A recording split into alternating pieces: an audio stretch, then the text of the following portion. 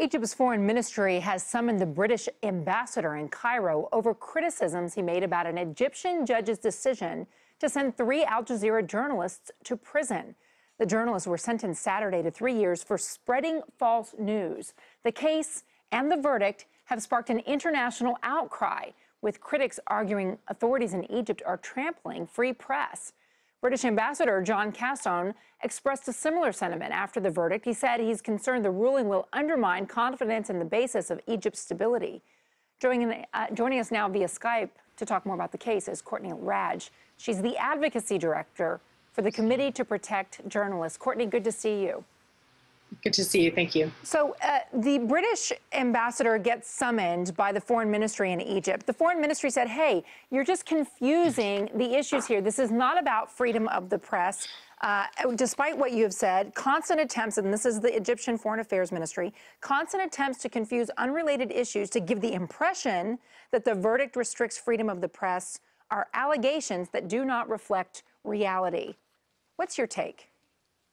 My take is that is absolutely ridiculous. Clearly, this is a grave violation of press freedom. It's a grave violation of the right to receive and impart information, which is protected under international law.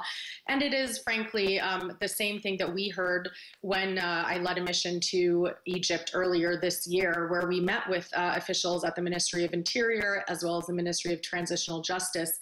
And their excuse is, oh, these people aren't registered as journalists with the syndicate. Well, the syndicate only covers print journalists. It's very hard to get into. It doesn't cover foreign correspondence. So it's an attempt to control the information environment, and it's deeply, deeply concerning for Egypt's so-called democratic transition.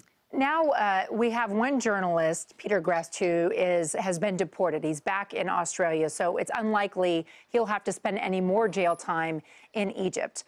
The 2 others, Mohamed Fahmy is Canadian, and his attorney, human rights attorney Amal Clooney, says he's in danger in jail now because he has spoken out against the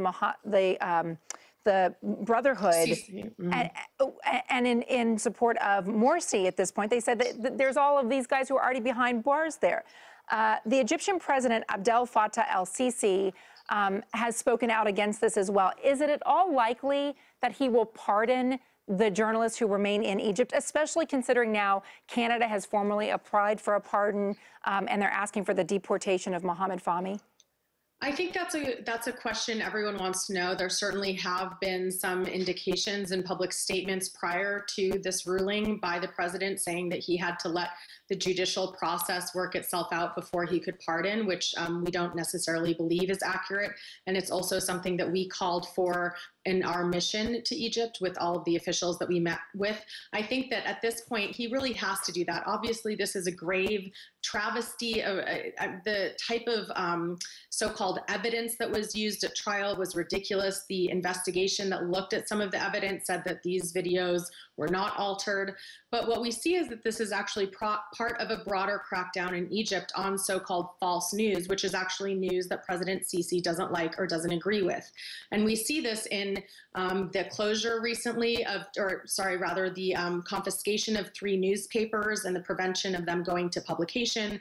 We see this in the attempt of a new Egyptian government body to correct foreign journalists when they are essentially not giving the same statistics as Egyptian. Courtney, so the thing is that here you have high-profile journalists with the backing of Al Jazeera English, with the backing of a high-profile human rights attorney, with the backing of the governments that where these people are citizens.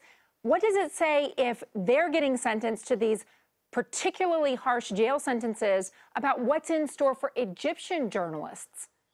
That's a great question. We should be deeply concerned about the at least 22 other journalists who are currently behind bars in Egypt. For example, there's one who has been behind bars for more than 2 years, which is against Egyptian law, with no charges, Shaukan Mahmoud Abu Zaid.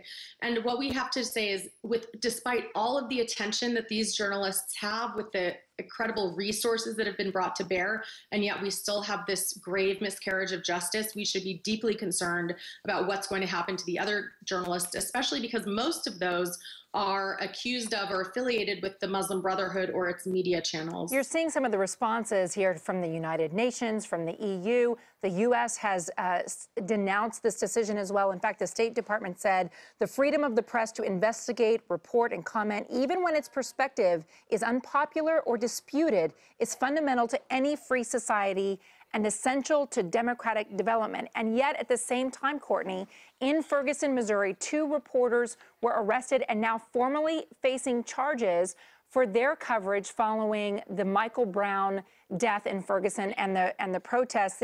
Arrested with trespassing, interfering with a police officer. It took almost a year, but then a prosecutor decided they're moving forward with charges against these reporters, one from the Washington Post, one from the Huffington Post. Do we have problems with press freedom here in the United States of America? I think it's very difficult to compare the level of restrictions in Egypt and the level of intimidation with that in the US. But I think that there's a common thread here, which is the increased attempt by authorities everywhere in democracies and non-democracies alike to control information, to control the media environment, control the narrative, and, cracking down on reporters' ability to cover protests is really a fundamental part of that, because protests are usually about dissent, about disagreement with the status quo. But I don't think that we can really compare, $1,000 fine that's being faced by these journalists, the fact that there is due process, that there is a functioning judicial system, with what happened in Egypt. Courtney, thank you so much for joining us. Appreciate your perspective. My pleasure. Thank you so much.